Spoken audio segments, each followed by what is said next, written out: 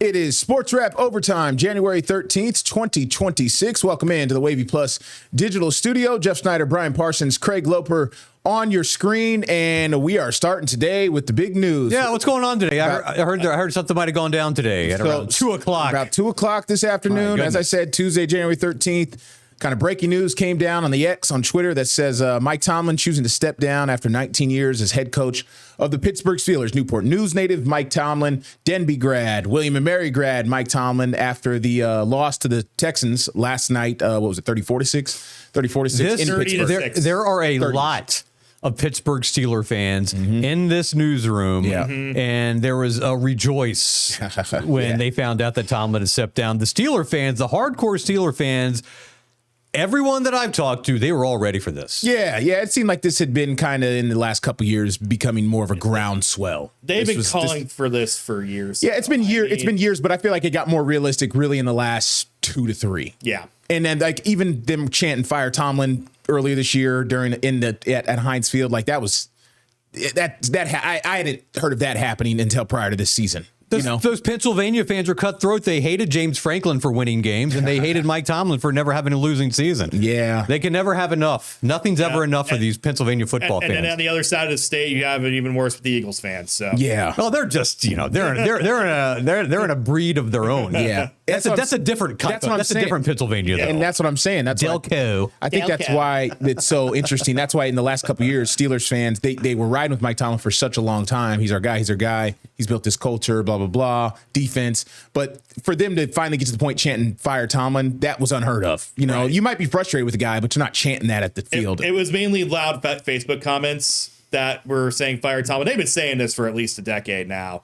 Ever since probably the last time they made the Super Bowl. 2016 is the last time they made the playoffs and they won a game. So 2011 was like, but they've been like that. That's how Pittsburgh fans always. I didn't really start feeling the noise until I didn't start until the last 2 years. Until really after Big Ben retired. Yeah, right, and they never could find a quarterback. Yes. And they drafted Kenny Pickett and they tried to Mason Rudolph, and none of these things worked. Russell Wilson, you're bringing in the skeletal remains of Russell Wilson, and then you're bringing in Aaron Rodgers. I mean, they don't have a quarterback, man. Yeah. And I think the Steeler fans are going to be in for a rude awakening. And I'm not some Mike Tomlin apologist, but out of all the 9 vacancies, Craig and I were talking about this in the office, this might be the worst job out there now based on the talent that they have. They're not out of the box ready to go to make a big run. I think Tomlin's actually done a good job to get them to the playoffs. They kind of limp in.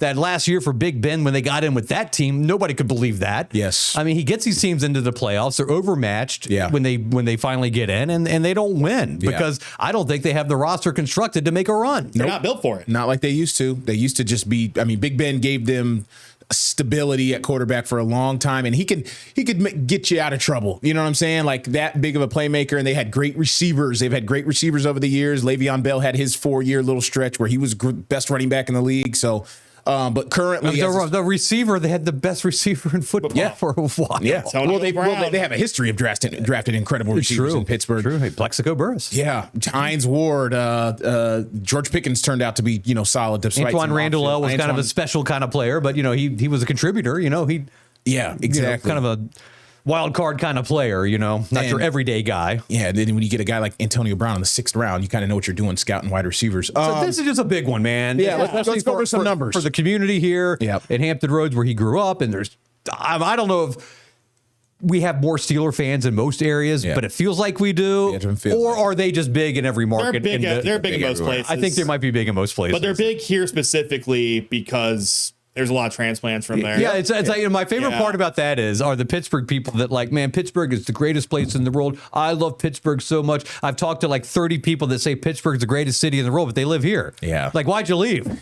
If it's so great, why aren't you living there? It's very hard to navigate. I find it very easy to get around. The legendary. Really? Seriously. Wow. A couple years ago. Seriously. I've actually thought that. I've never been to Pittsburgh. A couple years ago, I heard a folklore that something about when, the steel industry up there kind of slowed down, the shipyard industry here took its place, and a lot of that trade for people that were that skilled. That would make sense. I was like, that would make sense. A lot of the welders probably came That's here. what I'm saying. Yeah. So anyway, let's get into some of these numbers with Tomlin. 201 wins in his career. That includes the playoffs, 126 losses, 2 ties, 8-12 postseason record after last night. Obviously, this is from when he got hired. Look at him. Young Mike Tomlin. How old was he in that picture? 34 when he got hired, correct?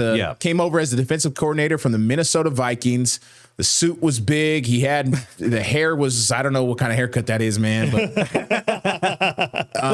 he was the youngest head coach at the time. Right? 36. So little known assistant. 34 when he was hired. 34 when he was hired. The little known assistant out of Minnesota who had put together some good defenses. But I think probably when the Rooneys interviewed him, you can't get over the charisma, the bravado, the confidence. Like that was probably, I don't know if they were expecting that, but I'd imagine he wowed them in those categories. And out of nowhere, this guy came from and made his name. And I'll give you a little story here. This is pretty funny. In 2006, the Redskins were playing the Minnesota Vikings on Monday Night Football at FedEx Field, and Bruce Rader and I went to go cover the game. And we went into the Vikings locker room afterwards because we were going to interview Roniel Whitaker, who was a defensive back for the Vikings, and he went to Lake Taylor High School in Norfolk and Virginia Tech. He's Sweet Pea Whitaker's nephew. So we're talking to Roniel, and he goes, man, you got to go interview our defensive coordinator, Mike Tomlin, man. He is on the fast track. He's from the peninsula. He's going to be a head coach someday. And Bruce and I looked at each other, and we're like, no, we're good. We're good. We're good. We got to get out of here. We got to hit 95. Yeah, we got a long day. We're not going to get home until 4 a.m. So we kind of regretted that. But Bruce and Mike Tomlin did forge an excellent relationship throughout the years. He was very instrumental. Mike Tomlin held the Hampton Roads Youth Foundation events every year with Carl Francis from the NFL Players Association and brought in all these different players and raised money for charity and schools. And so I got to see Mike Tomlin up close many times. And his other time was there was a kind of a camp thing going on, and everything got moved inside because there were thunderstorms coming through. I've heard this story. And you had some of these former players that were former NFL players, and I'll bet they were old timers. I mean, we're talking guys that, like, from the 70s and 80s that played in the NFL. And you have these high school kids in there, and these former NFL players are trying to give advice and life lessons to these high school kids, and the high school kids, they're not paying attention. They're all talking to each other. They're all laughing. They're all elbowing each other. I look over at Mike Tomlin, and you can just see him going, like, he gets mad. I turned the camera around because I don't want him to think I'm recording this. And he lets in to these kids like I've never seen anybody get yelled at in my entire life. He is screaming. 4-letter words are dropping. And at one point, he looks at these kids. He's like, "You think you're going to get a Division I scholarship?" He goes, "Do you know how many players from the Peninsula District got a Division I scholarship last year?" And they all look around, and he just jumped up and down and went, "None, 0." So he's like, "Listen to these guys." I mean, I was like, I felt like I was getting yelled at, you know, but to see him, but that's, the motivator of young men, to let them, to have them see the big picture in life, listen to these elders who know what they're talking about. You're 14, you're 15. They might have some advice for you. He was a no BS guy. He is a no BS guy. That is what he's known for. And he's going to tell you like it is. Players respect that. Every player that's ever played for him has nothing but great things to say. You see is what you get in Pittsburgh. He commands respect. He wants performance. What does he always say? Results-based standard. Well, standard is standard, but results-based business, that's another one. And he's got a ton of Tomlinisms that everybody that plays for him, they can kind of talk about them constantly. He's got some great mic'd up moments on NFL films over the years that I've watched. We joke because we have to pull sound bites from these guys when we're for interviews. Craig, how long are Mike Tomlin's opening statements? About 13 minutes. He does. So, you get 13 minutes without a question. Without a question. So he starts the weekly press conference, which coaches talk on Mondays or Wednesdays, but mostly even that Monday presser.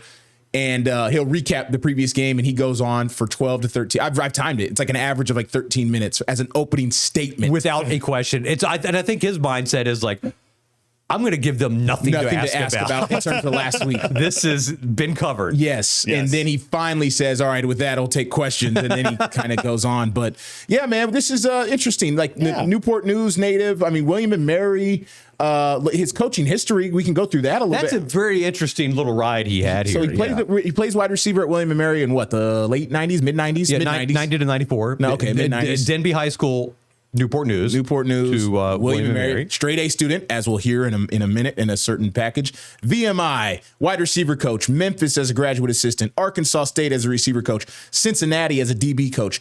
Cincinnati Bearcats. Sorry, college Cincinnati. Yes. Gets his break in the NFL with the Tampa Bay Bucks in 2001 as a DB coach. And 2001, Tampa's going through a transition. 2002, they bring in John Gruden. Wins his first Super Bowl as an assistant, and he's with Tampa Bay from 2005. Yeah, and you were mentioning those D-backs. Oh, dude. Rondé Barber, John Lynch, that whole defense. Warren Sapp, Derek Brooks. I'm probably missing a couple of Simeon Rice on that defense. That's up there with not quite as good as the Ravens. But they're up there. They're up there. It's definitely one of the best. The 0-2 Seahawks Tampa defense when they won the Broncos in 16. For sure. Just great defenses. So then he gets his break in Minnesota in 2006, and I guess he's with Minnesota? DC. DC, 1 year. Plays? 1 year. Wow, it was only 1 year. 1 year. I see that makes it more even crazier to be a coordinator, especially back then. These coordinators that are making these jumps now, that was not common back then in 2006. Right, yeah. You had to put multiple years in before you got your shot. I wonder if he was like the first one, and this is why teams now kind of roll the dice on him, because hey, maybe we find the next Mike Tomlin, maybe we find the next Sean McVay. Yeah, maybe. I don't know. 1969. What happened? They've had 4 coaches since 1969. Yes. Correct. Yes. Yeah. Yep. Chuck Noll, Bill Cowher, Mike Tomlin. They're about to have now they have 4th. Yeah. Who are they going to hire, man? I don't know. It's not an attractive opening. It's not. It's just not. I mean, we hit it earlier. It's no quarterback. Only old defense. And then on offense, you have DK Metcalf and Jalen Warren. But who else? Nothing else. The cupboard's kind of bare. Cupboard is kind of They might need to get bad to get good. Yeah. I think you trade TJ Watt. I mean, that's pretty obvious to me.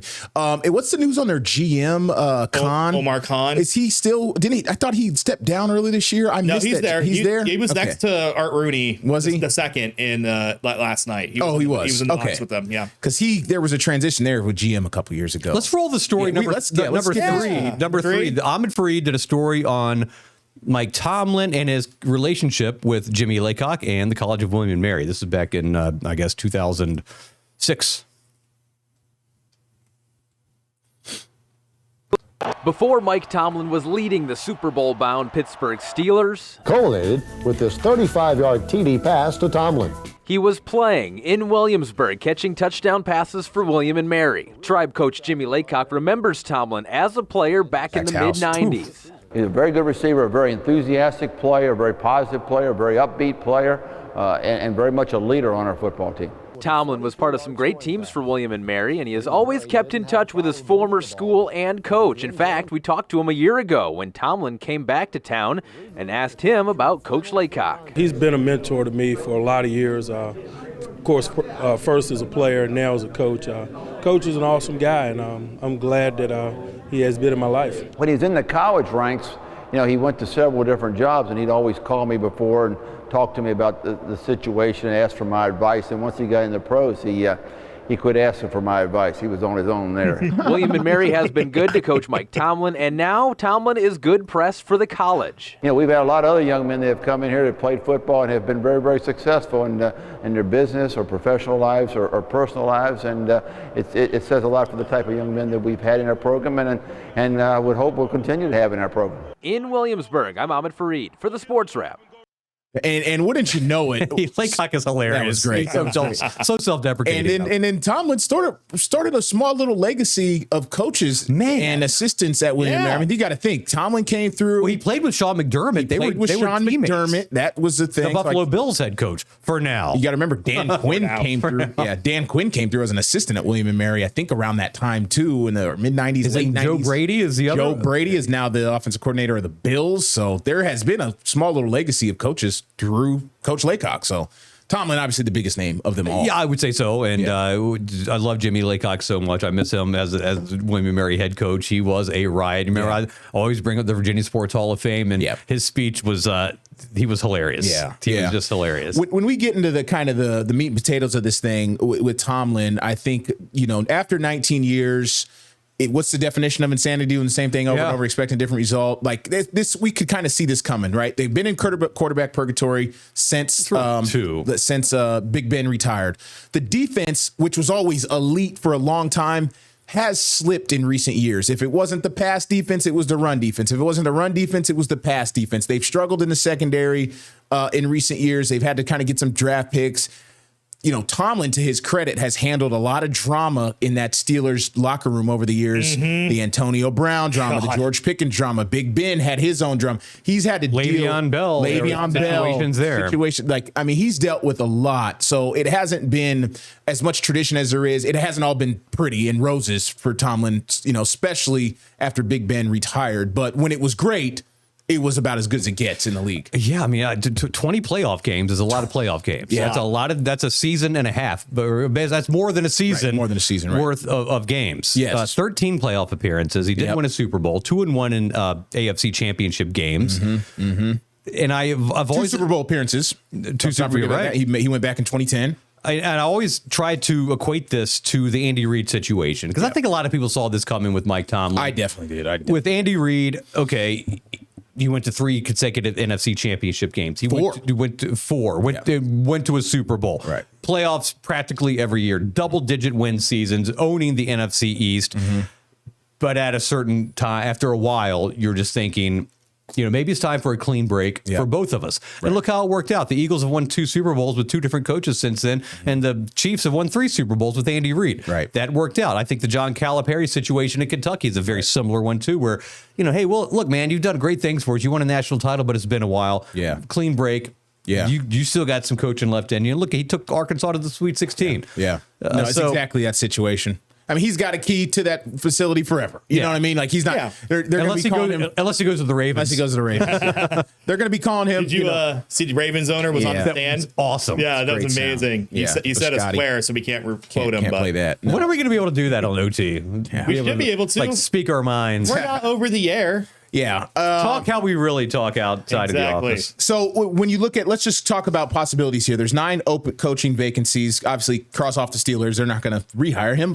8 openings for him to possibly look at. The Cardinals, the Falcons, the Ravens, the Browns, the Raiders, the Dolphins, the Giants, the Titans. Tomlin's also mentioned a lot in TV circles. Yeah, Bill, everybody's talking about that one. Like to him to be on TV. I don't know if there's probably no offers at this point, but we all assume he would be great on TV just based on his press conferences and his sound bites. I'm not sure that he would be because at the press conference, he owns it. Yes. And he's dictating everything. Yeah. How is he going to be in a situation where he's going to have to give his opinion? It's a different part of your brain. In 20 seconds at a panel with 4 people. I have an idea. Yeah. Why don't we give him a show here? Yeah. For a Wavy Plus. He would the Tomlin show. We wouldn't be able to pay him enough. No, but yeah, it's interesting. What does he do? Does he take a year off, do TV? Does he jump right back in? I mean, no one knows that answer to him. Well, if we're going to go by the Andy Reid, John Calipari, they jumped right in. They did. They jumped right back in. Right. It just doesn't seem like he wants to do that yet because he wasn't fired. That's right. That was his choice. We should mention the Steelers retain his rights because he wasn't fired. So if he takes another job, the Steelers would have to acquire someone else. Another franchise would have to give the Steelers draft picks. Yeah. Just like Sean Payton when the Saints got draft picks for Peyton going to the Broncos. And I think that's Tomlin doing them a favor. Like, hey, thank you for helping me. If you need, if I want to go coach somewhere else, maybe this could help you out. You get some draft picks. I think maybe he's going to coach next year because by not getting fired, he forfeits his salary. By not getting fired. Okay. By stepping down. Yeah, he's not getting bought out or anything. If he quit, then he left the remaining money of his contract on the table. I don't know what the situation was. Did he have 1 year left or something like that? I think he had 1 or 2. 1 or 2 years. Because a couple years ago, they were talking about he had 1 year left on his deal. So I think he signed a 3-year deal. Had they fired him, then they would owe him that money. Interesting. Right? Yeah. Yeah, I don't know, man. Out of the openings, where could we see? Everyone keeps talking about the Giants, how they got, a young quarterback that looks okay. Dolphins. The Dolphins, maybe. The 305. Is it ready for Mike Tomlin? I think so. Maybe. Yeah, they need a culture. They need a culture guy. The Titans need a culture guy. Browns. Do they do that? I don't think that's happening either. I can't see it. I say Dolphins, dude. Interesting. Mike Tomlin to the Dolphins. I could see that. I could also see if Harbaugh doesn't get the Dolphins either. Because Mike Tomlin in Atlanta, he doesn't want to deal with another old quarterback situation. Kirk Cousins. Now, he's got to go a place that. But then Tua's not that. There's no ideal spot. The ideal spot would be Miami because if he wants to have control of the roster, Miami doesn't have a GM right now. Oh, they don't? Okay. No, at least I don't think they do. What about the Titans? Cam Ward, you got a brand new stadium coming up, a dome stadium, a lot of excitement. Nashville's a fun town. Yeah. I agree. Hey, there's options. Cardinals. I don't know about the Cardinals, but I don't know about the Cardinals, man. Yeah, I don't know either. I think he'll get right back. I think he'll stay away from Vegas unless Brady wants to bring in Mr. Tomlin. Tom Brady recruiting Tomlin. He's got a lot of respect for him. They met in the playoffs a few times. Multiple times. Yeah, Patriots, Steelers back in the day. I say the Raiders or the Dolphins. Yeah. But that's just like, Yeah, this is us. Yeah. Whatever. Throwing names around. That's actually more like what would I want to do. Yeah, right. Not what he wants to do. Yeah, that's crazy. Well, we going to take a break after that first segment, Mike? No, we got another we got another package. Another trip down memory lane. It's number 4. This is before the Super Bowl against the Arizona Cardinals back in the 2008 season. Mm-hmm. Bruce Rader went to the home of Mike Tomlin's mother in Suffolk. And this is a very nice little feature story that Bruce did with his mom. With the Super Bowl drawing near, people from all over the world are in Tampa, getting ready for the big game. We're getting ready to go to a game. This is Michael's house, as a matter of fact. In Suffolk, Julia Copeland and her husband Leslie have tickets. Great seats. See, Julia is the mother of Steelers coach Mike Tomlin. You don't think she's nervous, do you? He called me yesterday to see how I was holding up. I said, you're the one who have to play the game. What are you worried about me? He says, I know you. I know you're about to come apart now, aren't you? Mike was a straight-A student at Denby High School. He had no problem getting accepted to William and Mary. He was a pretty good football player and decided to try his luck as a coach, but his mom had other ideas. That wasn't in my plan at all.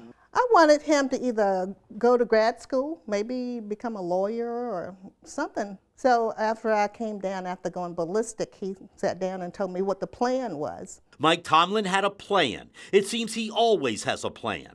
He explained to me when he was right out of college and he wanted to coach, and I said, absolutely not. I want you to do something, I'll get a real job, is the way I put it. And he said, well, I have a plan. I'm going to coach in college for maybe 4 or 5 years, and then I'm going to go to the NFL, and then I'm going to be a head coach in the NFL.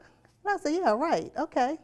Is it going to be that easy? He said, no, it's not going to be easy, but I'm going to do what I need to do to get there. He coached at 5 different colleges in 5 years. Started in the NFL at 28, working for Tony Dungy and Monty Kiffin at Tampa Bay, where he was younger than some of the guys he coached. He was 34 when he was interviewed for the job of head coach of the Steelers. In my mind, I thought they were maybe just giving him a chance because of the Rooney Rule, I'm thinking, I'm trying to prepare him for not getting a job. I said, okay, you pay attention to the process that you're going through as far as the interview.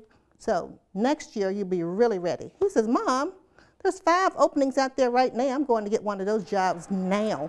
Now 36, Mike Tomlin is the youngest head coach in Super Bowl history and youngest to win NFL Coach of the Year in only his 2nd year. It's all so unbelievable, even for a mom. He told her in August he was going to lead the Steelers to the championship. Steelers are going to the Super Bowl. I just didn't buy it. I didn't buy into it. But, the only thing he said to me after was, now do you believe me? Like, are you going to ever believe anything I tell you? Now do you believe me? Now do you believe me? Yeah, I think I have to. What a story. Yeah, man. That's and great stuff. she brings up the Rooney Rule. Yeah. All right, what if that was the reason they interviewed him? Right. Well, guess what? They liked what they saw. Yeah. So that's kind of like I think that's the point of it. You know? Yeah. No, great story. Wow. Good stuff. I mean, just the journey, the tenacity Coach Tomlin, like you said, his leadership, culture builder is unmatched in the league, honestly, and he's respected amongst all of the NFL. Yeah, really. And I think a fresh start is what a lot of people need a lot of times in their life. And at this stage of the game, how old can Mike Tomlin be? 50 years old, maybe, right? He's probably, 55 now? Oh, no. Because he was hired when he was 35. He's been there 19 years. 34, so 53. 54 years old. Okay, yeah. right. So... You got another 10 years at least. Minimum. Yeah, Andy Reid's like mid-60s. Yeah, he could have 20 years left in the coaching game if he really wanted to. I wonder. Or does he do a Bill Cowher and step away and never coach again? Maybe that, or maybe one of these lucrative college programs. I think so too. Really? Yeah. Oh, they're going to call him for sure. Yeah. But Tomlin's been on the record of not looking down on college ball, but he doesn't seem like the type. You remember the soundbite a few years ago? Yeah, well, they brought his name up. What school was it? USC. Was it USC? Carson Palmer said something on a podcast. They brought it up to Tomlin stupidly in a stupid setting of an interview, and he goes, "There's not a booster with a big enough check to get me to coach." That's true, but also, what do you expect a man to say when you're getting paid by somebody and you ask him about another job? We went through that situation earlier in the football season. You remember when the Virginia Tech job opened up and people were asking a certain somebody if you'd be interested. I mean, what do you expect Michael Vick to say about? I think Tomlin. You already have a job making a lot of money. You don't talk about another job. I think Tomlin respects the NFL, the brand, the shield. You're coaching the best of the best. You're coaching grown men. I don't see him going to coach 19-year-olds, 20-year-olds, 22-year-olds, 24-year-olds. You know what I'm saying? But regardless, hey, pretty soon the gap's going to close. The way because that has come up in my group chats in recent years. Like, oh, Tomlin at this college would be great. Tomlin would be at this college. That soundbite was pretty evident. He said, "Man, anyone else want to talk about any other college jobs?" It was almost like he was like looking down on college. Like the NFL is where it's at. You're coaching the best of the best. Right. Well, you mentioned earlier, Brian. He's yelling at these 14-year-olds. Yeah. So he can do that. Crazy. We'll wait and see. We'll wait and see what happens with Mike Tomlin, man. I've never met him. Brian's met him over the years. Bruce, obviously, a great relationship. He helped me out on that Bruce special, too. He made sure to send a message. Send a message to Bruce. I really appreciate it. You guys emailed the Steelers? I emailed the Steelers, and they blew me off, or didn't really say anything. Then he got back with me like immediately. He's like, "Yeah, we'll have it for you in like 30 minutes." Yeah, he sent in a video for Bruce's retirement a few years ago. Man, that was great. That really helped make that special. It was really awesome. Cool. So it was awesome. I really appreciate Mike Tomlin. We'll wait and see what happens with Coach Tomlin. In terms of the other side of the Sports Wrap Overtime, we're going to come back and talk about the NFL playoff slate as we head into the divisional round. This is Sports Wrap Overtime. Stick around. All right, we're back on Sports Wrap Overtime. Brian Parsons, Jeff Snyder, Craig Loper. Let's move it on. Talking about the NFL playoffs. Wild card round in the books. We head off to the divisional round that starts at 4:30 on CBS Saturday. Bills at Broncos. Denver favored by 1.5. This is an intriguing one. I got a problem with this. Yes. Yeah. I don't know where to begin. First of all, what is CBS doing putting the Bills-Broncos game on Saturday at 4:30, whereas the Texans... What do they get? What game? Texans Sunday at 3:00 on ABC. The Texans-Patriots should be the 4:30 Saturday game, in my opinion. And who's getting screwed here? The Bills are getting... No, the Niners are getting screwed. Niners have been getting screwed if you look at it from a short week standpoint. Yeah, the Niners... Sunday to Monday. Sunday to Saturday. Mm-hmm. And, now look, shorter travel time. But the Bills are getting screwed. Bills are getting screwed. They're on a short week. And playing a team on a bye at Mile High. Mm-hmm. Right. This is the NFL trying to maximize ratings. I don't think the networks or anyone got to choose who they. Bills Broncos, but Saturday at 4:30 kicks it off. Correct. That's what we got. Correct. And then the Saturday 8:00 game, 49ers going back to Seattle, scene of the Week 18 crime where Seattle dominated them and won the NFC West to get the bye. These two teams, so this will be their second meeting in 3 weeks. Mm-hmm. And that place is going to be rocking. I don't know the name of the stadium up there anymore. It used to be like Lumen Field or something. I don't even know. I think it's still called Lumen Field. Whatever. That's why I don't acknowledge. We don't need to bring it up. Microsoft Stadium. Whatever it is. So Kyle Shanahan goes in a little empty-handed. George Kittle's down with the injury. I think there was a couple other. Ricky Pearsall didn't even play in the wild card round game. I'm glad the game's in Seattle, so the radiation won't be getting... Crazy story. I don't know what to make of this. Crazy story, man. I know. I don't want to start reading it. I might start believing it. Hilarious. The 49ers practice facility is next to all these data centers, and apparently a lot of energy runs through the ground, and it's hurting everybody. I'm going to bring a tinfoil. I'm not a doctor. I'm just not a doctor, and there's no scientific evidence to back that up. No, but they do have some George Kittle. Yeah. Achilles, Nick Bosa. What is that going to mean for him for next year? He's going to miss most of it. Forever. Yeah, he's 33 years old. Oh, is he 33? Yeah, this might be it. Nick Bosa and Fred Warner are out, and they're both, we're talking all pro players here. Mm-hmm. Not Nick Bosa, another torn ACL. Good Lord. There was a potential that Fred Warner could come back for the playoffs that I've been reading. Okay. I've been reading that too. I don't know. They've been kind of speculating that, but I'm not sure. So what do we like about this Bills Broncos? We got Josh Allen. If the Denver Broncos win this game, Sean Payton has really got them turned around. Their quarterback, I think Bo Nix is the Oregon quarterback, is having a great season. If the Bills lose, is Sean McDermott on the possibly? Yeah, possibly. I think so. Does Mike Tomlin wait and go, oh, there's a quarterback? Mm-hmm. Mike Tomlin in Buffalo. Replaces his buddy. Replace that. Oh, that's like personal at that point. That's like personal. It's business. Yeah, you're right. Business, You're right. man. You're right. But yeah, I think Sean McDermott will be on the hot seat because this is the first year for the Bills. Their demons are out of the way. Yeah. The Ravens are out of the way. The Chiefs are out of the way. And Joe Burrow's out of the way. Joe Burrow's out of the way. I mean, this is the year they have to do it. But this is the problem: is the roster wasn't as good as in years It's their past. weakest roster they've had. He's carrying the team. Josh Allen is absolutely. literally carrying the team, rushing. Well, let's. James Cook can break out for a good game. Yeah. They need balance. They need some more balance. You just can't keep running Allen around and have him make him superhero plays. Like, you got to be able to hand it off to James Cook to get some yardage and take some pressure off Allen. Yeah. But right now he is the team. 3 touchdowns against Jacksonville, 2 rushing touchdowns. He hit his hand on a throw. He got his knee all bent up. Like, that's not going to last forever. Father Time is, Josh Allen isn't a young pup. He's still a younger player in his prime, but he's not. All right, Craig, tell me the challenges the Bills are going to face traveling to Denver, Mile High, you're a mile above sea level. Correct. How real is that? All right, so it is real. It is definitely real. And the rule of thumb, Sean Payton taught me this when I was covering the Saints, because I don't know if they went out there for a regular season game, and us in the media were talking about it, and he goes, there's 2 ways to do it, apparently. That this is what the science says, and don't quote me on that, but this is what a head coach in the NFL told me, and he knows the science. He says, when you play at Mile High, the best way to do it is either you get there as late as possible. So they kick Saturday at 4:30. So basically they'd get there late Friday night, and then something about your body, you're still optimal, basically performing without the elevation getting to you late as possible. The other way to get there is you get there as early as possible. You try to get there like 6-7 days ahead of time, which that's probably not going to happen. Yeah, they're not going to be able to do that. But it is a real thing. It's definitely a real thing. Think about it over the years. Pittsburgh went in 2011 as a favorite to go beat Tim Tebow and the Broncos. Tim Tebow throws a slant route. They upset him. Remember Ryan Clark couldn't play in the game. Obviously a medical emergency there. Well, those blood clots. He couldn't fly. Sickle cell trait. He wasn't allowed to fly. Exactly. Yep. So all that type of stuff. So it is real. I think the Bills can do it, though. I think the Bills can do it. I know Denver is a 1.5 favorite. They're at home. I think the Bills playing with a little swag. Well, they're experienced in the postseason. And they're experienced. Denver's not. Denver's not. Yeah, not this version of Denver anyway. So, and I don't know, that bye always freaks me out a little bit, man. Like, I know the bye is great to get healthy, but sometimes you just want to keep going. Out of all the teams left, only the Texans and the Bills are the only 2 teams remaining that have never won a Super Bowl.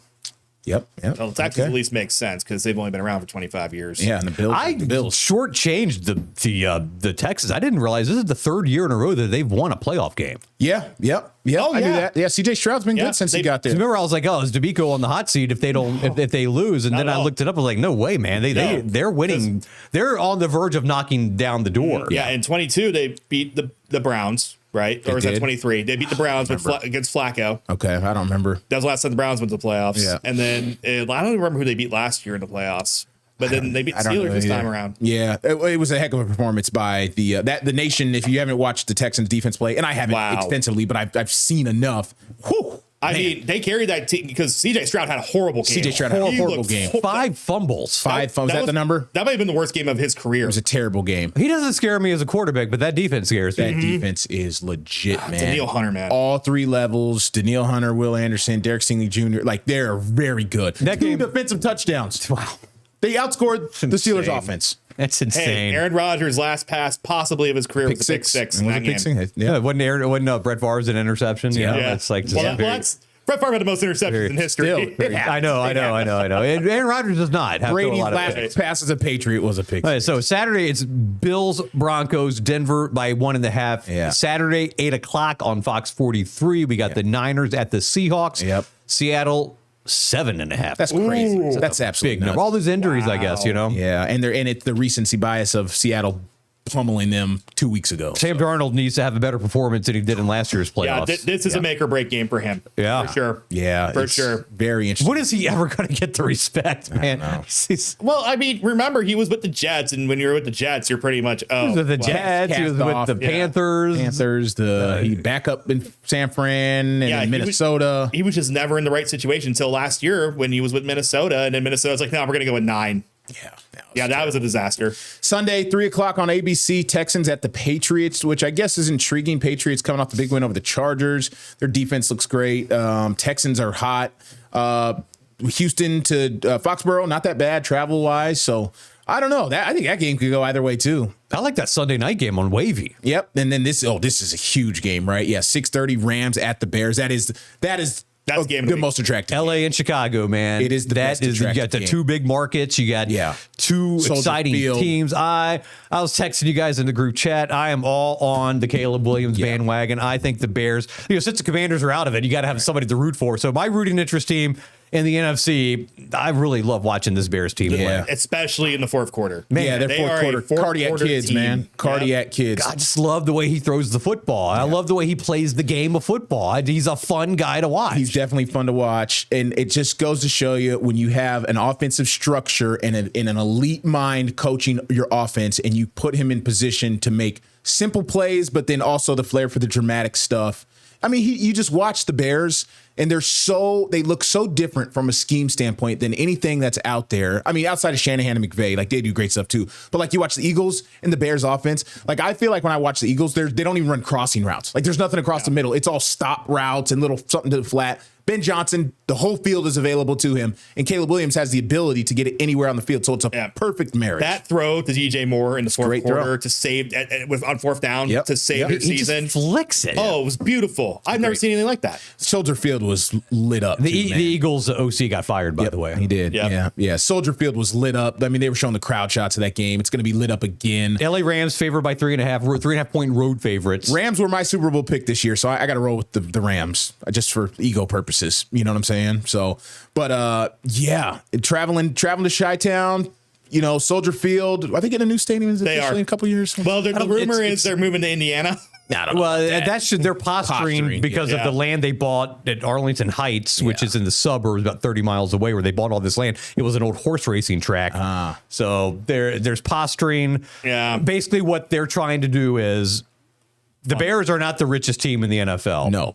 They are just trying to find the deal where they could get the most money from the tax-paying public that they could possibly get, despite the fact that they're probably billionaires. Yeah, right. Yeah. So who's going to give them the best deal? The Gary Bears. No, I'm just kidding. Yeah, exactly. It's going to be a great slate. I mean, I was to compare it a few years ago, 3-4 years ago at this point, remember the divisional round? Every single game was decided by a walk-off field goal. Last year stunk in the wild card. Yeah. Was it wild card this year was great. Wild card this year was fantastic. Excellent. Unbelievable. But 3 years ago was the divisional round where all of the games came down to a walk-off. At the end. It was nuts. And we were hoping for that again. Yeah. So, all right, we're going to take our final break here. Come back. We'll talk a little about the college football playoff. Miami and Indiana down in South Florida playing for all the marbles. This is Sportswrap Overtime.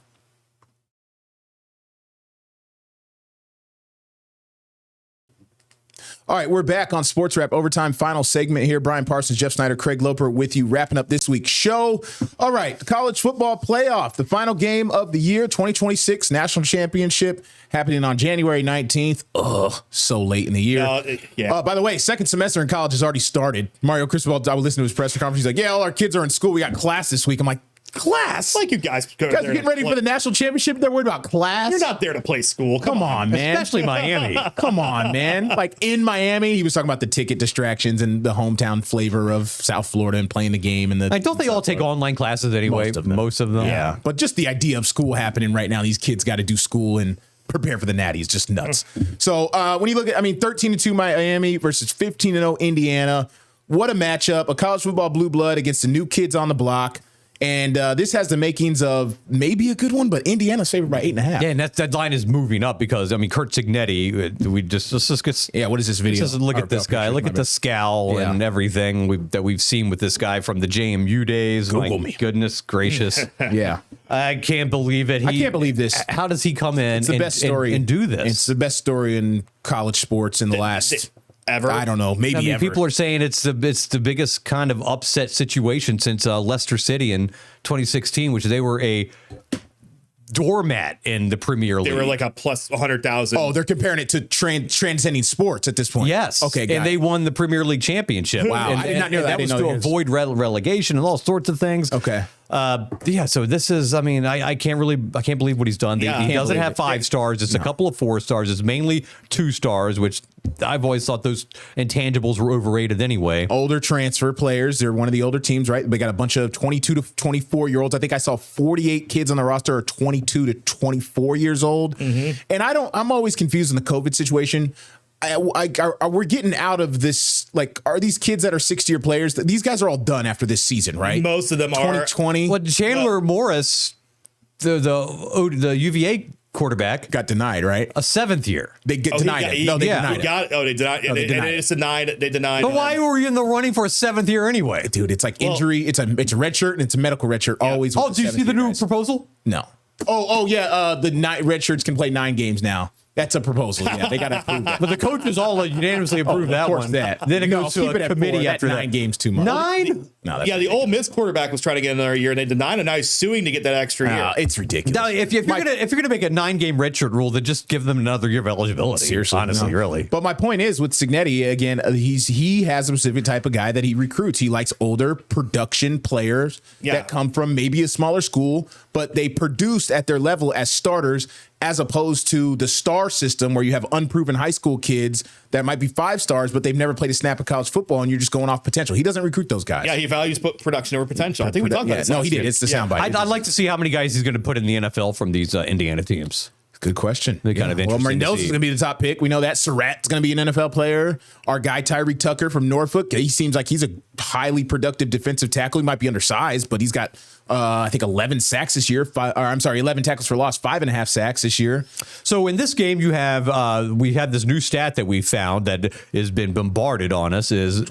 We have learned that Indiana has the largest alumni base of any school in the country, a living alumni base. Really? It's like 800,000 people. Oh, I missed that. I have not seen that. They had the most living alumni of any college in America. That's crazy. That's why they took over the Rose Bowl. That's why they took over the stadium. They did. So despite the fact that this is in Miami, the home stadium of the Hurricanes, people are saying it's going to be majority Indiana fans there. Yeah, I heard that. I did not know the reasoning. The get-in price, just to get in to this game for the worst possible seats at Hard Rock Stadium, $4,000. Yep. $39.22. Brian looked this up before our show. That's on SubHub, $4,000. That's pretty bad. Yeah. Okay. So let's say you just wanted to go tailgate. Yeah. Well, you may not want to do that either because the parking around the stadium ranges from about $354 to $644. Look at this. I think there's a $1,000 price tag in there. A mile walk from the stadium is $102 to park. To park your car. And I was just down there last week, and it's kind of I had a buddy that parked for the Orange Bowl. It was 2 weeks ago or whatever. It was $60 for him to park, and we were pretty close. We left the game. It was probably a 10-minute walk to his car. We hung out in the parking lot. That parking lot was huge. It was huge. But yeah, this is a national championship, and if Indiana's bringing all these people down, man, these people got to. They're going to spend it. They're going to spend it once in a lifetime for that fan base. And Miami, you would hope. South Florida football fans, whether you're the hardcore Miami person, like you want to show up to that, but the tickets are so expensive. Maybe you don't. Indiana's just packing it out. Prices, man. Insane prices. Right? So funny stat about Miami. They're kind of the afterthought because Indiana's such a good story. Miami has 5 national titles in program history. Jeff, do you know how many have been won at their home stadium back in the day? The Orange Bowl, the old Orange Bowl. Out of the 5 they won, guess how many were won in the Orange Bowl? 0? 3. They won 3 national championships in their home stadium back in the day. It was the Jimmy, the last Jimmy won one, Jimmy, and then it was the Dennis Erickson once in what would that be, 89 and 91. This was pre-BCS, so this would have been polls, right? Oh, for sure. Yeah. So they were in the Orange Bowl, but the Orange Bowl was always getting. But what's our last game? Yeah, that was the big bowl. That was a huge. They were always getting the national championship. So just an interesting stat there. Cristobal. This is I will say, as we got 6 minutes here.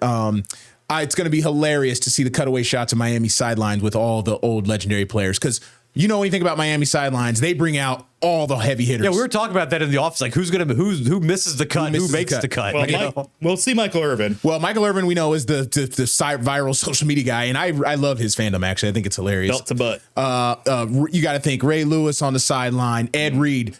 The Rock, who is, won. The Rock won a national championship as a player in Miami. Don't forget that. But he's a Hollywood megastar. Yo, Vinny Testaverde. Vinny down there. Is Jim Kelly on the sideline? Oh my God! Yeah, we're going back. Jeremy Shockey, Greg Olson, hopefully Bernie Kosar. Healthy enough to be there. He's that's right. Yeah. Dino Toretta, wasn't he a Miami quarterback? Yeah, won a national championship. Perhaps. And then Willis McGahee, Clinton Portis, Ed Frank Reed. Gore. Mike Rump, who was old corner for them, Antrell Roll, all the Moss guys, Sonoris and Santana Moss. Yes, I just can't wait to see the shots of when they do the group picture with those guys like Edgerrin James, all those Reggie Wayne, Andre Johnson. Okay, so when you bring out all these names, yeah, I've been hearing people on the radio. Well, if Indiana goes 16-0, is this the greatest college football team of all time? No, not talent wise. No, because the talent is spread out now. They might be the best coach team of all time, but the way that those U teams were stacked with talent, I mean, come on, what they did to Nebraska in one of those games was absolutely annihilation. Yeah, exactly. No, but they will be the first team if Indiana wins. I saw this stat since like the 1800s when Yale went 16-0. Yeah, but I don't know how many teams have played 16. No, they have. It's just, this is the first time. Yeah. But it's just it's like Indiana was the worst college football program ever historically. Not anymore. Not anymore because money talks. Now it's Northwestern. Shout out. Oh yeah, that's right. Seriously. Shout out Mark Cuban. Yeah. Mark Cuban is a famous alumni. There's some other people that I think there was some famous singer that is a big supporter there. Yeah, they have John Mellencamp. There we go. They have a huge business school.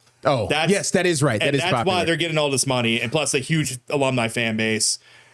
It's been a long time coming. And it's also one of the top academic public schools in the country. Oh, is it? Okay. So it's very hard to get into. So these smart kids come out with these high-paying jobs, Interesting. so they can afford the $4,000 ticket and the $1,000 parking. Mark Cuban's got to be the most notable alumni from there. Not even close. I think so. Right. I mean, I'm sure there's probably no names that multimillionaires there's that probably we. like I'm trying forward facing. Oh, I want to see. I'm sure there's. He's the most forward-facing alumni that your average person would know, right? Right. So but prior to this, man, Indiana was a basketball school all these years. Did you see the stat about if Indiana goes undefeated, it'll be 50 years since Bob Venus Knight? Williams. She went to Indiana? Is that right? That's what it says. No, I watched King Richard. They did not go to college. She might have graduated after the fact. She probably got a degree from there. Joe Buck, Indiana. Jane Pauley. Okay. Booker T. Jones from Booker T. and the MGs, Green Onions. Venus Williams, Isaiah Thomas. That was probably after. Isaiah Thomas. Yeah. Mark Spitz. Yeah. Okay. Mike Pence. Mike Pence. Okay. That makes sense. That's funny. Yeah, so, they got some. Well, the richest one is Mark Cuban. I would think that's pretty fair. Suzanne Collins, the Hunger Games author. Oh, interesting. Yeah. Wikipedia co-founder Jimmy Wales. Shout out to Wiki. It's crazy, man. It's a great story. No one's giving Miami a shot, but I don't feel comfortable looking past them. I think they can play too, But Cignetti's going to have those guys dialed in. I didn't buy into. I thought Indiana, they were going to hit the wall against Oregon, and I was dead wrong. So I was dead wrong too. Well, that's not true. Yeah, I picked Oregon. I thought Ohio State would have taken care of them, but they couldn't. It's crazy, man. Yeah. I don't understand how he's doing it. It is an execution and a level of detail and mistake-free football that you rarely see out of college kids. What a confident He's got more touchdowns and incompletions in their 2 playoff games. Yeah. That's unbelievable. He has his utmost confidence. I've never seen a quarterback like it. And I think just the system works, and they figured it out, and they got the balance, and they got good receivers. He's back shouldering guys. Their timing's great. Cignetti is great in situational football. Clearly, they know what they're going to do. They're 5 steps ahead. There's no indecisiveness. There's no confusion on the sideline. You don't see that. These guys know what they're doing. They're playing sound. The execution is impeccable. It's crazy. It's just a crazy story. Like, Indiana football is good. It makes 0 sense to me. So anyway, all right, we're going to wrap things up on Sports Wrap Overtime. It's been a great show. Hope you enjoy it. For Jeff Snyder and Brian Parsons, I'm Craig Loper. We'll see you next time and see you next week here on Sports Wrap OT.